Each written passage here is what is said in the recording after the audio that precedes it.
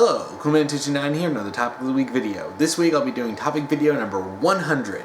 And while it's not my 100th topic video, it is number 100, so I'm going to celebrate that. This week's topic is about Gravity Falls and was submitted by Angel89. And her topic is: why was the Haunted Northwest Mansion, or Northwest Mansion Mystery, such a fantastic Gravity Falls episode? What about its jokes, its character interactions, development of characters, plots, and even the side villain it created? Why do all these elements make it not only a great episode, but a very memorable one?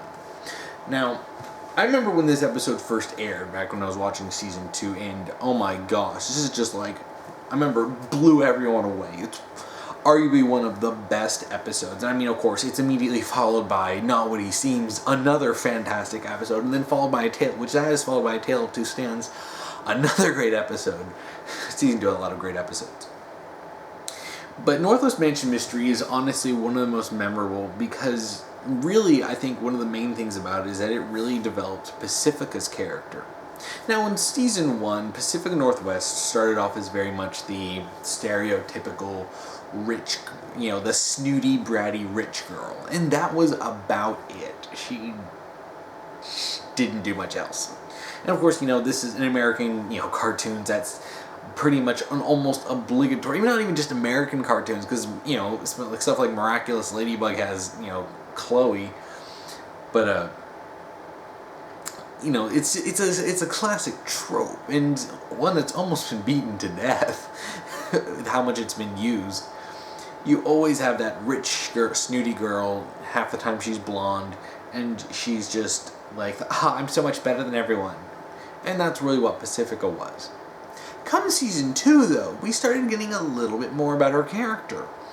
In Gulf War, I remember that was the first time we'd seen this, was when when Pacifica and Mabel had this whole, mini golf, rivalry competition going on. And you see when they're going there, and you see Pacifica's parents are basically don't even particularly care that much about her, even though she wants them to see it. They're just like, nope, bye. And then afterwards, after everything, after all the crap goes down in the mini golf course, because this is Gravity Falls, of course that happens. We see that Pacifica doesn't really have anyone to take her home, so they, Dipper and Mabel basically, she gets in the Stan's car, and they drive her home. And we start getting this, things that I think I remember. I haven't rewatched that episode in a while, but I think it was when they're suggesting to give her food, and she's like, you guys can eat in the car. And, and it's little stuff like that that really sort of gave really sort of established that she's not just a snooty rich girl. She does actually have some messed up stuff in her life, some neglectful parenting, and hyper strict rules. And you could feel sorry for her. And I know a lot of people, when the episode first came out, were expressing interest in seeing Pacifica actually do a little more. Let's see a little more Pacifica. That's when Northwest Mansion Mystery comes in, because good gosh, do we get to look at her private life. And it's so funny, because even in this episode, we see Candy, Grenda, and Mabel watching, the TV, and you see Pacifica all, happy she's in a big fancy dress, and they're all just like, I think Candy's the one who says, give me your life. And you can see when you actually, cut between that and the, actually seeing her life, that's an illusion. Because in her actual life, her parents are so strict with her for the most innocuous things. Like, oh, you're not wearing the right color of seafoam green. He says, so go change your dress. And even though she didn't, want to, it's like, no, they forced her. And when her dad pulled out a bell and started ringing it at her and says, do what I say, and she starts obeying, you're like, oh my, because you start realizing, oh my gosh, this is far worse than I could have imagined. And it does that several times in the episodes, and you see she'll get flustered and embarrassed when he rings the bell, because she's pretty much conditioned like a dog to obey a bell. Like, that's sick. She's like, what, 12? You know, so, I mean, she's Dipper and Mabel's age. So, like, wow. And, you know, and instantly you start really feeling sorry for Pacifica. And then, you know, she gets Dipper's help. And this is honestly one of the most interesting premises of any episode out there. And honestly, I think I would have to say it's probably one of my favorite premises for an episode. Excuse me. In a lot of ways, it feels like that fantastic fan fiction that you find online, like that you would never expect them to actually make an episode about. Hey, what if the Northwest Mansion was haunted, and they needed to get Dipper to help out? And it's like, and then that's what the whole thing is. And you actually start getting more details, and you start seeing, you know, that, you know, the Northwest knew this was happening, and that, you know, that Pacifica going to recruit Dipper to help was just part of a big plan to get this out of their hair. And then you see throughout the episode when Dipper finds out and calls them out on it, and you see Pacifica does a lot of reflection on, oh, yeah, I messed up. And it's great because this leads to some of the best character development of anyone in Gravity Falls. This is when Pacifica truly turns from being a snooty brat to actually being a sympathetic and three-dimensional character, willing to basically mustering up enough willpower to break through her parents' just conditioning and I say borderline actual brainwashing of her, and pushing past all the lies she's been told throughout her life to basically, you know, you must care about being a Northwest more than basically people's lives. And she ends up solving, you know, she ends up breaking the curse by opening the gates of the Northwest Manor. And it's actually rather heartwarming to see her like that. Now, in terms of the character interactions, one of the best things about this was Dipper and Mabel's interactions, which had been limited and pretty much mostly antagonistic in the past. But it was actually really great and even sometimes really sweet. And of course, this is the episode where a lot of people were like, crap, I ship it. And I remember when I was first watching this, like before the episode came out, when I heard the premise, I was just like, oh, well, yeah, I'm probably going to end up shipping Dipper and Pacifica, aren't I? And you watch the episode and like, I don't know what I expected. But of course, their interactions were so great. Like, of all things that I didn't know that I wanted was Dipper and his sarcasm at Pacifica's, you know, rich, fancy attitude. Him snarking her half the time, and her end up, you know, quipping at him, and them quipping back and bickering, and it's like, I mean, geez, like, this is straight up this is borderline a ship tease episode for them. And honestly, I know a lot of people are just like, okay, no, I want them to get together because of this one episode, even people who didn't even like it at first. And that's funny. That's funny that they managed to do that. But they have said, Dipper and Pacifica have such great interactions in this, and their interactions are also one of the things that leads to her character development. When Dipper calls her out for lying to him, you know, calling her another chain in the world's worst link, or another link in the world's worst chain. Oh, I got that backwards. You know, she realizes, and she looks a little bit more into the secret room that they found, and finds, you know, evidence that her family's been doing horrible things for the last 150 years. And she realizes that all of her ego, all her entire life was built on a mountain of lies. And that, yeah, she accepts that she's just another horrible person with the last name Northwest. But then, you know, Dipper ends up apologizing for that, and she pushes past this and grows into a better person. Even, you know, because we see at one point she's willing to rather die than suffer the wrath of her parents because, oh, you got mud on their favorite carpet.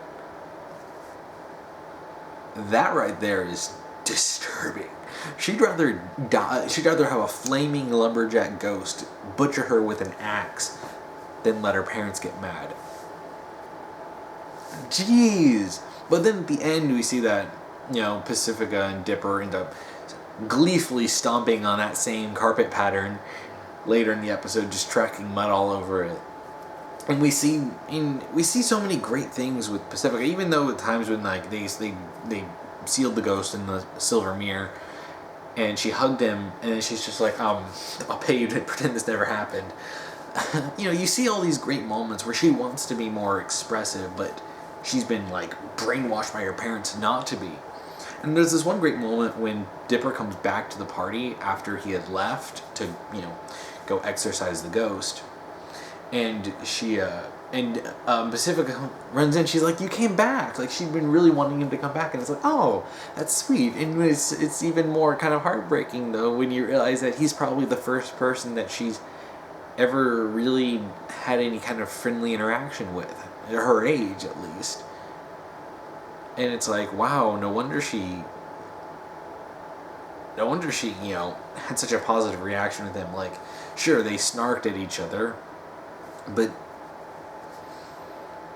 I mean, just wow. Like, the more you think about Pacifica's character in the context of the Northwest Mansion mystery episode, it's heartbreaking. And that's one of the best things about this episode. And you really get a sense that Pacifica is so much more than just the rich girl. And it's just a fantastic episode. Because that is probably one of the main things about it that's really great. No, another thing I'm sure will bring up with the interactions is Marius and Grenda. Because when Marius von Sumhauser from Austria comes in, and then you see Candy, Mabel, and Grenda all have a crush on him, you see them all trying to, like, flirt with him, and ultimately, the funniest thing about this is the funny joke that Grenda and her, she smacks him in the face, and he's just like, "Oh, that's so wonderful. Will you be my girlfriend?" And it's like, I guess Grenda's got game. But yeah. Jokes. The jokes are great in this. Like, honestly, despite it being a very dark and very serious episode, it's got so many great jokes. Like, I think one of the best ones was when Dipper and Pacific are going into the haunted room, the one that's filled with a bunch of, like, animal heads, the taxidermized animal heads, and then he's like, "I'll get this out of your probably fake blonde hair," and she's just like, "Wait, what did you just say about my hair?" It's funny. It's just a little line. Another great joke has to be the when he's reading the incantations to exorcise the ghost, and one of the phrases he says is, "I ain't afraid of no ghosts," like the blatant Ghostbusters reference. There's so many jokes in this, and it's needed, really. I mean, this is something that, obviously the writers understood. When you have something dark and serious like this, like, it's off screen, but you basically see a guy get his head cleaved in with an axe and dies. Yeah, not to mention all the horrifying imagery of people being turned to wood as they're screaming. He is silenced. Even Dipper does this. I mean, Dipper actually calls this out when he sees a guy who's screaming. He's like, "Help me, help me." And then Dipper's like, "Oh, that is messed up." And then it happens to Dipper later as he's screaming, and it's just like, "Ah." And, it's terrifying. No, not to even to mention when the taxidermized animals, when the ghost comes in, they start oozing blood out of their faces and just start, like, chanting the lumberjack's curse. It's like, yeah, we need this humor, and that's what's great. And it's great because there's a nice balance to the humor, because it's just enough to give levity to the episode, to where you don't think that this is just a dark episode. You have enough jokes sprinkled in, and it's not like they're constantly shoving jokes in your face. I mean, there's a lot. This is mostly comedy show. Mostly comedy show. But it's not like constant. You still have serious moments. You have Pacifica's sole character arc with her family and learning to overcome that. You have all the trauma that Pacifica's going through and with the revelation of that. The horrifying stuff involved with the ghost and his curse. And then, you have Pacifica basically just being depressed over the horrors of her family. and you have all that dark stuff, but it's nice to have to cut to sometimes to Pacifica, not Pacifica, Mabel, Grenda, and Candy in their general goofiness, or having Dipper occasionally make jokes that aren't even really like big, like the commenting about Pacifica's hair or the "I ain't afraid of no ghostes." These little moments that are just here's a little funny thing because the episode's pretty serious, and it's nice and it's funny rewatching. I just rewatched the episode not too long ago, and it's really nice to see because it gives a nice balance. There's some dark stuff, but don't worry, here's a little humor. There's some dark stuff, here's a little humor. There's some dark stuff, here's a little bit of humor. And it's a nice balance that makes it doesn't make it feel too much in either way. It doesn't feel like they're overloading the comedy to compensate, and it doesn't feel like it goes too dark to the point where you're just really like depressed when you're watching it. The jokes are great. I mean, honestly, I laughed. Rewatching the episode, I laughed. And I was just like, I forgot this episode was so funny. But anyway, the plot. The plot of this is great because this is one of the first times we actually get to see the Northwest actually involved in something outside of, just story of the week. When we see that, we see it's a build-up of stuff that we had during the, one episode where we find out that the Northwest didn't found Gravity Falls. But, we get that. We get more development on that, and we get to see that the Northwest are all perfectly aware of this, except for Pacifica, really. So they know all the horrible things their family has done, and they don't care. They just want to be rich. And we actually get to see some of the costs that it took to get to that level for them. And, building Northwest Mansion, and then basically, which took dozens of deaths and years to build. Like, holy crap, people died building that, and then they basically just gave everyone the big middle finger when they tried to show up. It's like, screw you. I mean, that's really serious. And going into the side villain that it created, the lumberjack ghost, and he's not so much. He's kind of he's a sympathetic villain.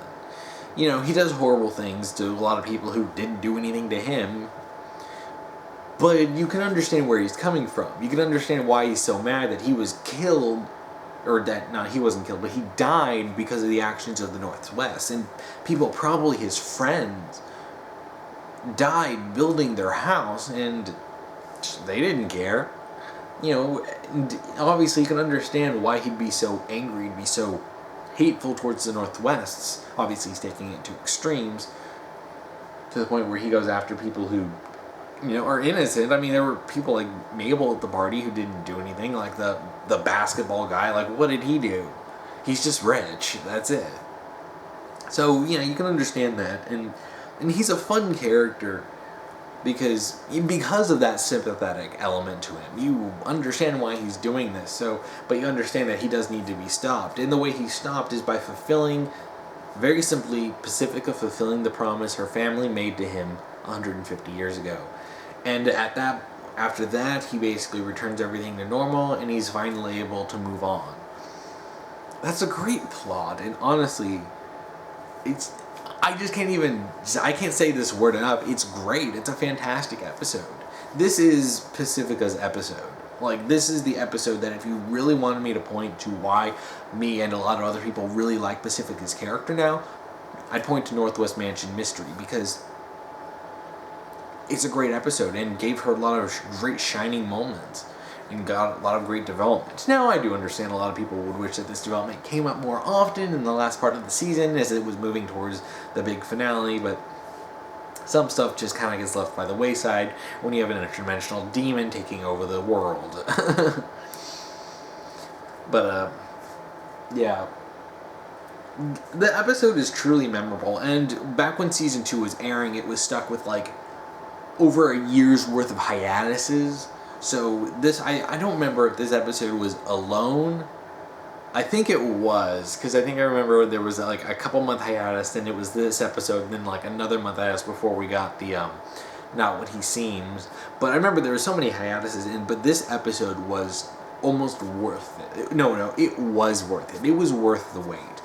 watching, like, waiting all those months and then getting this episode was great. And honestly, it was such a satisfying episode. And if you look at people's, like, maybe top 10 or even top 5 lists of the top episodes in Gravity Falls, I guarantee you Northwest Mansion Mystery will be on most, if not all, of those lists, because it's a great episode that everyone loved, and with a lot of good reason.